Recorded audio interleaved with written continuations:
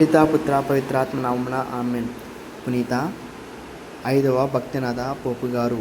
ఈయన 1504 జనవరి 17న ఇటలీలోని ఒక నిరుపేద కుటుంబంలో జన్మించారు.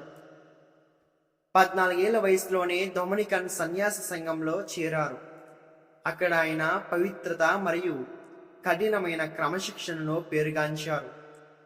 కౌన్సిల్ ఆఫ్ ట్రెంట్ చర్చిలో జరుగుతున్న అవినీతిని అరికట్టడానికి మరియు క్రైస్తవ విశ్వాసాన్ని బలపరచడానికి ఈ కౌన్సిల్ నిర్ణయాలను కఠినంగా అమలు చేశారు.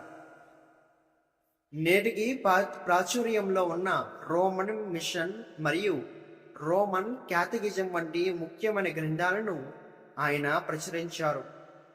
1571లో జరిగిన లేపంటో యుద్ధంలో క్రైస్తవ దేశాల కూటమి విజయం సాధించడానికి ఆయన ఆధ్యాత్మిక నాయకత్వం వహించారు. ఈ విజయం వల్ల ఐరోపాపై ఒట్టోమాన్ల దాడి ఆగిపోయింది. లేపెంటో యుద్ధంలో విజయం సాధించినందుకు కృతజ్ఞతగా ఆయన అక్టోబర్ 7న విజయ మాత పండుగ, అవర్ లేడీ ఆఫ్ విక్టరీ జపమాల మాత పండుగగా పిలుస్తారు, అది ప్రారంభించారు. సాధారణంగా పోపులు ధరించే తెల్లటి వస్త్రాల సాంప్రదాయం ఈయన నుండే మొదలైంది.